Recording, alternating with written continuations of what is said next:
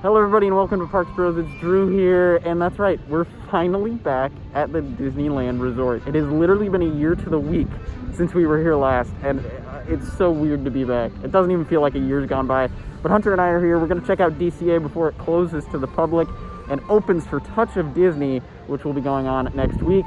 But I'm excited to see all the changes with COVID. It is literally deserted. There's no one here right now. Maybe a couple hundred people. It's kind of insane, but we are here on a Thursday afternoon. But there were so many checks. We got a temperature check. What other checks? There was a dog. There was a dog check. It was a lot. It was crazy to get through, but we were the only ones, and that was kind of funny to me. But let's head around downtown Disney and DCA. All I can say is it's incredibly bizarre to just walk into this park without having to check a ticket or a pass. But man, it feels like no time has passed at all. It's just the only difference is people are wearing masks and actually distancing, which is weird. And there's like a half-hour line for Five and Dime, which is really weird to see. Something I was potentially gonna do for the first time ever was eat at Carthay Circle today. Sadly, they're closed. Taking a look at all the seating for the Carthay Circle and noticing they repainted these pillars, like these little archways into Hollywood land. Crazy to be walking back here. And the clouds actually match pretty well with the wall today.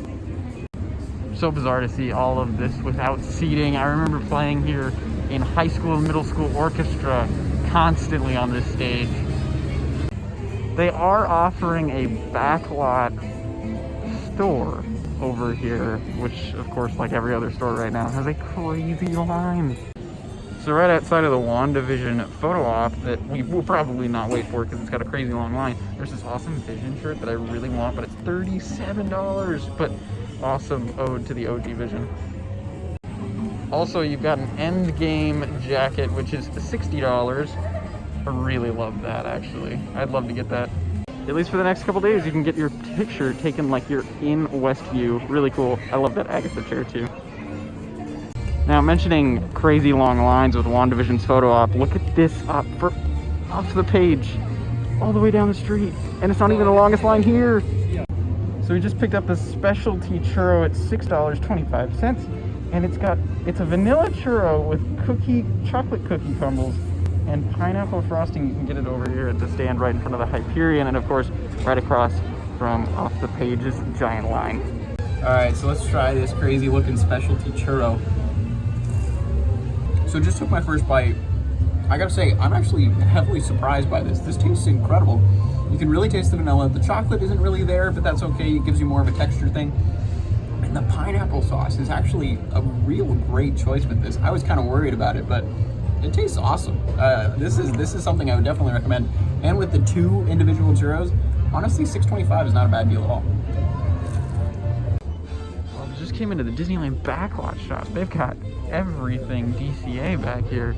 Holy cow, this is big. They've even got some Black Widow merch for whenever the movie ends up coming out. Soarin' shirt is actually very tempting. Soarin' isn't even a ride that I really enjoy that much, but that shirt is so clean. Although for as clean it is, 30 bucks is a little expensive. Also got this awesome 20th anniversary shirt. I really enjoy this. Hunter, you want to turn around for me? Look at that frocket, as my girlfriend likes to say. It's a front pocket, by the way, if you're wondering. Also, $30. Just found these Lounge Fly backpacks featuring dogs and cats from all over the Disney universes. All this Indiana Jones merch is actually really awesome. I love that puzzle. It is $25, and then this shirt, $37. Also, I love this fanny pack, $35. I'm actually really tempted. And then, of course, all of this awesome Trader Sam's merch. That's a $30 shirt, and this is $85 for this fancy button-up. And then, of course, you have the $58 specialty ears, which look just incredible. Stepping out of the back lot, we find this awesome Marvel tee, $37. I love all the OG characters on there with different color combinations. And of course, you can find all your $70 Spirit jerseys for Star Wars here too, for some reason or another. But you got Hoth, Endor, Tatooine, and of course, Mandalorian, which, man, I want all of 4 of these, but I just can't afford them. Now as we make our way into Grizzly Peak, man, I miss this view.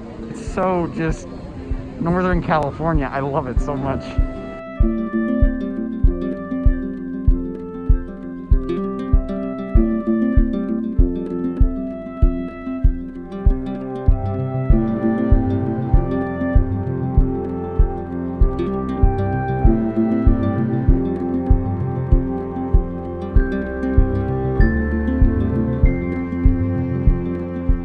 Well, the specialty churro was not the only specialty churro. This is the fluffer nutter churro. This is marshmallow, peanut butter, and chocolate chips on a regular churro. This is legitimately insane, and I'm so excited for it. Here we go, fluffer nutter churro.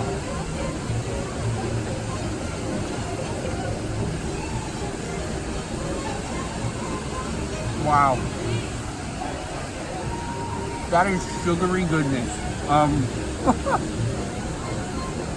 The marshmallow makes it like a thick peanut butter.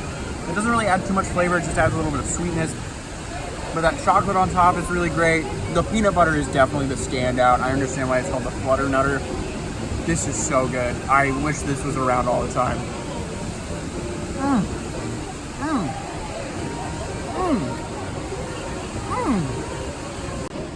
So I just used the hand washing station in front of the Golden Vine Winery. That was the best specialty churro I've ever had. And I've had a lot of specialty churros. I mean, coming here all my life, I've had pretty much all of them. That was insane, and I hope they keep that year round, every year, because that was incredible. So now we're heading out of DCA, at least for the moment. We'll probably go back for dinner at this rate. We're gonna take an up-close look at Disneyland and reminisce about not being in there for over a year. It's weird seeing our names on these plaques after a full year. If you're curious where they are, they're actually right next to the monorail post on the right-hand side near the center of Disneyland's entrance. I remember waiting at that exact turnstile right under that exit-only sign for hours. Literally like 6 hours. We waited there before we got into the park for Rise of the Resistance opening day. You can check out that video on the top right. What a freaking crazy day. It rained on us. We sat out for freaking 18 hours to ride it. It was insane, but so much fun. So looking at the World of Disney line, well, the entrance is all the way at that side of the building. This is pretty crazy, and it's not even that busy today, but you gotta wait that long for World of Disney. Yeah, I think I'll pass today. We've come over to Salt and Straw to check out their awesome scoops for this month. Salted caramel cupcakes, Cinnatopia cinnamon bun, strawberry tres leches, brown ale and bacon, and lemon cheesecake crumble. Those all sound delicious. So now we finally made it over to the Star Wars Trading Post. This has a pretty crazy line, and I heard they have mobile waiting in addition to all of this. So we may not be able to get in here today, but it looks really cool from the outside, and it's definitely a great use of the space while Rainforest Cafe is no longer here. Alright, so we just signed up for the mobile wait list. We have 223 parties ahead of us. Oh man, we've got a while. But hey, heck, why not? It'll be worth it. So World of Disney's line now goes across the pathway over there. That's insane. Oh my gosh, yeah, no World of Disney today, that's for sure. Well, now after looking around downtown Disney for a bit, we're gonna head back into DCA while we can, because realistically when these parks reopen, I'm at least not gonna be able to come here for quite a while. So might as well get what I can. So that line for Five and Dime and all the other shops on Buena Vista Street, they're all still ridiculously long. So we're just gonna chill out by Oswald's right now, which is closed, and just people watch, really. So now we're kind of taking our final lap around the park. After a year of not being here and then not being able to come probably for the next 4 months or so, it's all a really weird feeling, but yet it feels like no time has passed at all. As you can see, plenty of progress being done for Touch of Disney. This is one of the booths, it looks like. They've got Touch of Disney banners everywhere. And there's Cars Land, and of course, Pixar Pier off in the distance. Wish we could go over here, but I won't be able to do that for a little while. Well, see you later, Hollywoodland. Bye, Buena Vista Street. Hopefully see you soon. Bye, DCA. Thanks for all the fun, quick memories. All right, no trading posts today. We're still like, we canceled our reservation because there was 170 groups in front of us still, and it's been like 2.5 hours, so no trading posts. So we just got home from Disney property for the first time in a year, and I gotta say, it was actually handled really well. Everybody that wasn't wearing a mask was told to wear a mask within 30 seconds or so. Everybody was distancing really well.